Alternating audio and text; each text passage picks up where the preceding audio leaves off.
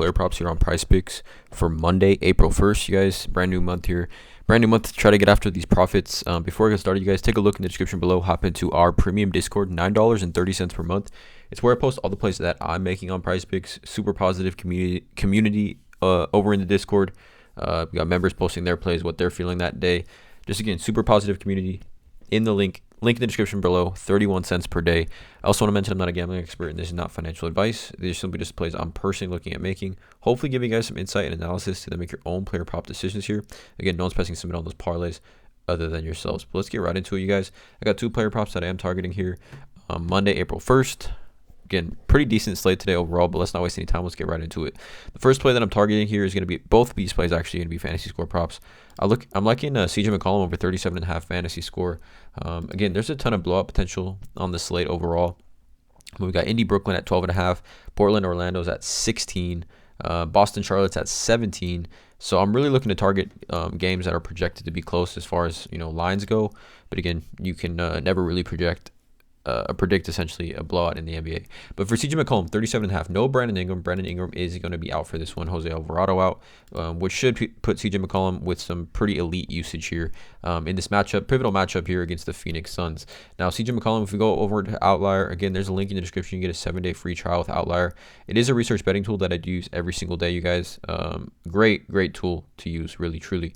But CJ McCollum, he's over this line in 7 of 10 games this season without Brandon Ingram. Averaging around 39.07 fantasy score with a median of 41.6. Again, just giving you showing the elite research that Outlier does give you. But if we take a look, like I said, 7 in 10 games without Brandon Ingram, which is obviously a pretty decent hit rate. CJ McCollum, really this season, when he plays at home, he averages a slightly more minutes, but his home versus away, assists go up a little bit, steals go up a little bit, and blocks go up a little bit. So across the board, a little bit more of a productive player when he does play at home, as most players are here.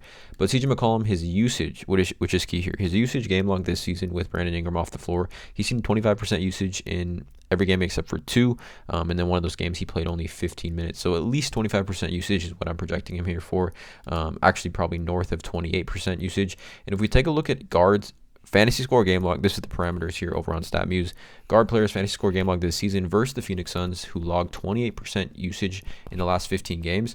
I mean, you can see the hit rate for these type of players. 1, 2, 3, 4, 5, 6, 7, 8, 9, 10, 11, 12, 15 different players have had 37 plus fantasy score over the last 15 games when they logged 28% usage against the Phoenix Suns. When the Phoenix Suns roll out this lineup of Booker, Beal, Grayson Allen, I mean, that is just, no defense whatsoever from the three of these guys, in my opinion. Obviously, elite, really good offensive players, but just no defense being played here from these guys. So it really presents a great matchup for opposing guards that have high usage against the Phoenix Suns. As you can see, if we just even go by date, Josh Giddey had 44.9 fantasy, Devin Vassell 50.3, DeJounte Murray 61.8, Damian Lillard 60, Darius Garland 37.9, Gary Trent Jr. 33.6, Jamal Murray 49, SGA 75, Jalen Green 53.48, right? So just a great hit rate for opposing guards that have high usage, which CJ McCollum is going to have here.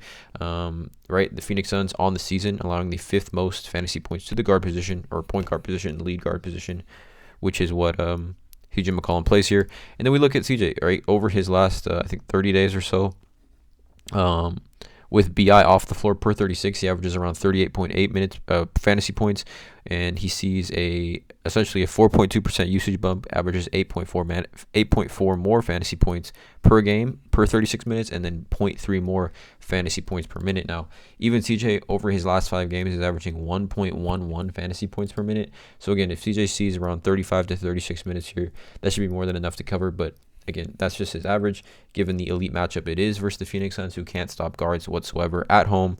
1.5 point spread here as well, which is why I'm expecting this game to be extremely close. I like CJ McCollum over 37.5 fantasy as the first play. Second play is going to be another fantasy score prop. I'm looking at Alex Caruso. Definitely an interesting one, over 27.5 fantasy. We look at Alex Caruso and the way he's been playing this season. Obviously, super elite defensive player, which gives us a ton of upside when we're taking his fantasy score lines. But let's actually go to Caruso here.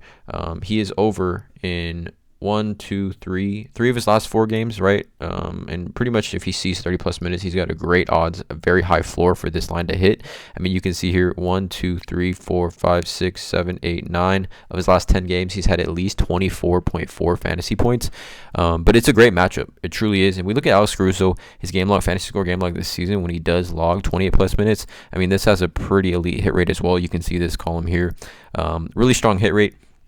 But for Caruso specifically in this matchup, which, again, projected to be pretty close, which is what we're looking for here, Atlanta versus Chicago, at Chicago, with a 2-point spread. I think both these teams fighting for the play-in, so I'm expecting this game to be close, competitive, with both teams starters playing a ton of minutes.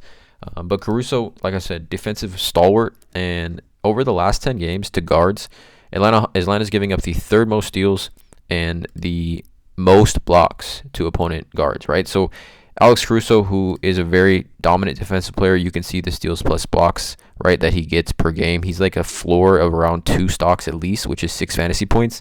And if he can shoot the ball well as he's been shooting, I mean, you can see some of these lines he's been able to put up. Even if we just look at like a line that we would need from him tonight, like 27.8 fantasy hits the over on this, 10 points, 4 rebounds, 4 assists, 1 steal, and 2 blocks, and 2 turnovers in 31 minutes. I mean, 27.5, 16, 5, 3, and 1 block. Like, there's just numerous ways for Caruso to rack up fantasy points, just given his defensive presence. Like, for some reason, if he can get us five stocks, I mean, that's 15 fantasy points right there. So it is a great spot for Caruso, who is, let's see, actually, Caruso, he is averaging, right now, Caruso is averaging, let's see, Caruso, around 1 point fantasy points per minute over the last 5 games. A great spot for him, in a great matchup, should be close. Again, so drop a like, hit the subscribe button, check out all the links in the description below, and as always, have a great day.